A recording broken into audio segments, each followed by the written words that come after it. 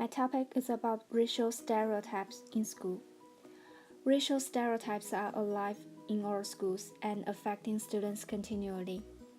How many of you have heard that Hispanics are lazy, Asian Americans are good in mathematics, African Americans constantly underperform on standardized tests, and white people are privileged?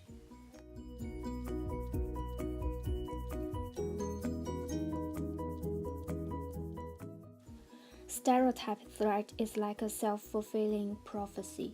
Students live up or down to perceived expectations. What are we to do as parents, as educators, and as citizens seeking social justice? Racial stereotyping can snuff out our uniqueness or creativity. We become diminished. And schools should be safe havens of thinking and dialogue. As an educator, I hope to help students change their own perceptions of their group and forget about racial stereotypes. We need to speak out and attack stereotypes for what they are, generalizations and attitudes from prejudicial roots. That's why I chose this topic.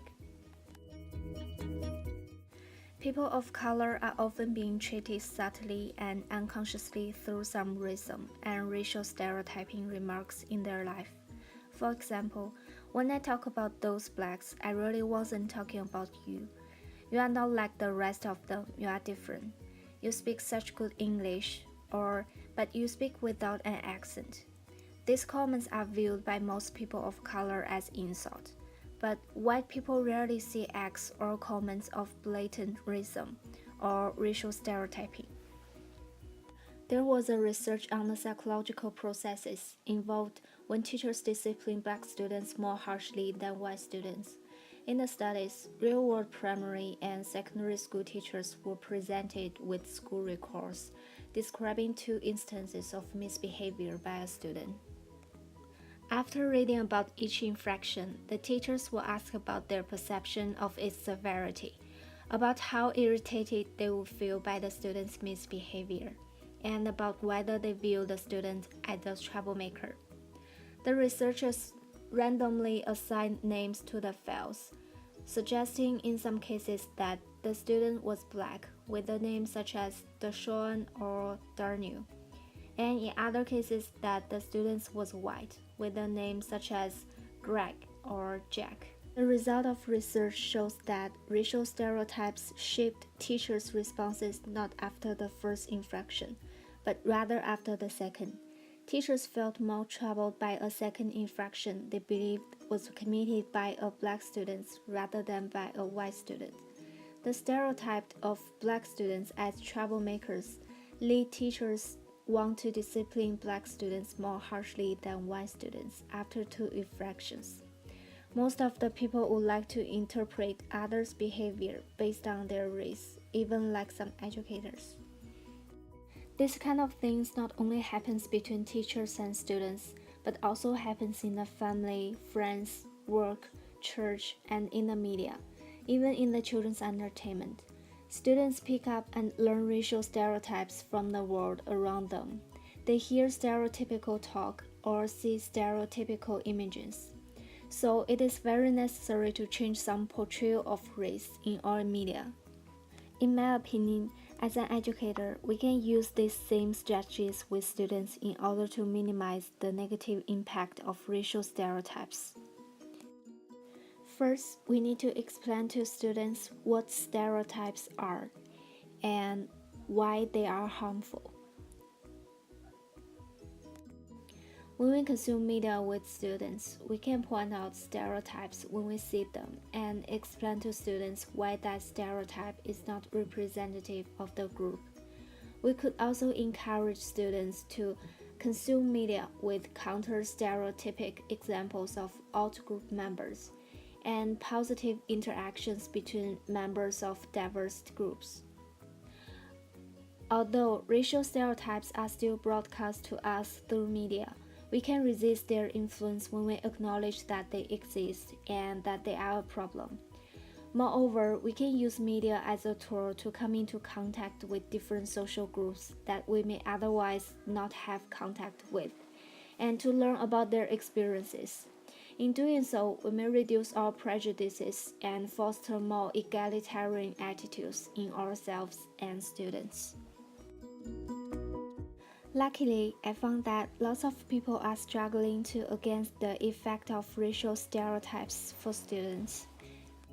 Minneapolis public schools spent more than $1.2 million on buying new books aimed at closing the district's racial achievement gap. But over the summer, some teachers preparing for the new school year opened the books to find them riddled with racial stereotype problems.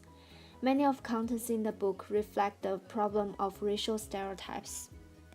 There was Lazy Lucy, a young black child, and a description of Kenya as a place where people are able to run very fast.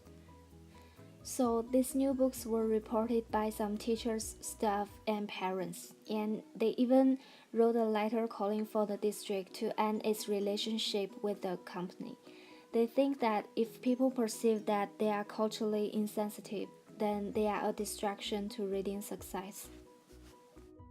Besides that, some of the teachers suggest that all schools are required to have a trained anti-racism contact officer.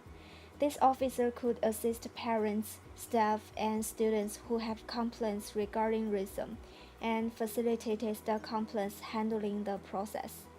They hope to promote anti-racism education and reduce racial stereotyping in the school through anti-racism contact offer. I interviewed an African American classmate, an Asian friend, and a white friend. My African American classmate mentioned that black students are not only treated as if they are inferior, but they are also frequently treated as if they are a threat inside education settings. When he was in elementary school, many of his black friends remained unwelcome and undesirable in the school, and their movements are closely monitored and subject to correction.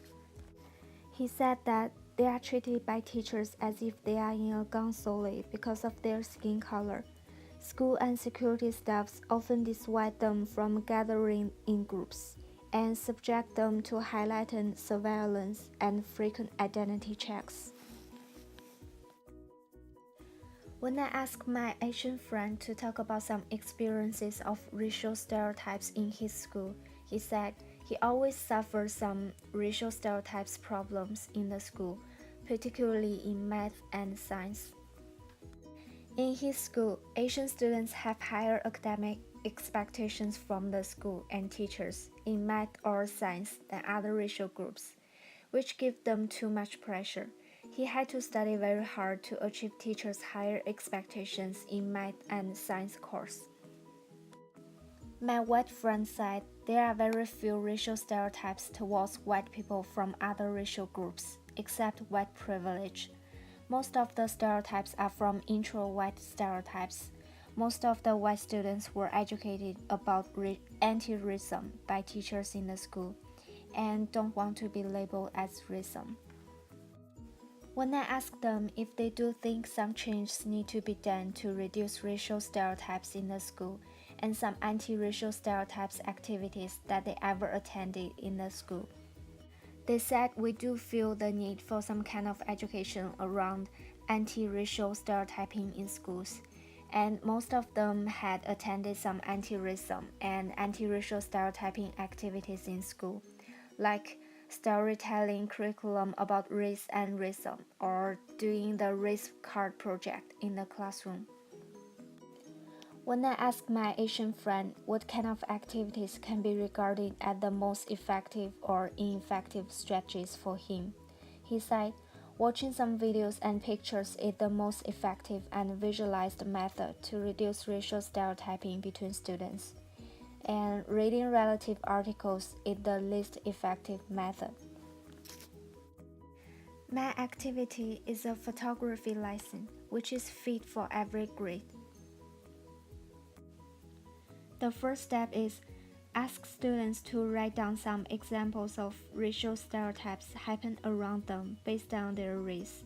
For example, black students may write, "Black people are good at playing basketball." The second step is Pick up some typical and common things from these examples. And then students will try to find the opposite things or people with those racial stereotypes examples in their life. Once they found that, they were asked to record it by the camera, print it out, and bring to the class. Finally, we'll discuss these pictures in depth in the class. I hope these opposite pictures taken by students could destroy some common recognition and help students get rid of the rules of racial stereotypes. According to this project, I had a deeper understanding of how important to reduce racial stereotypes in the school, and I'm more believable about the importance of creating a fair study environment for students as an educator. I don't want any racial stereotypes could impact my judgment to students. Neither don't want any students are being influenced by an unfair expectation because of racial stereotypes. If I have the chance to teach some anti-racial stereotyping courses in the future, I'll use the photography activity that I designed in this project. I hope it can be an effective strategy to reduce racial stereotypes in the school, and I'll evaluate it to make sure that it is perfectly fit for every student.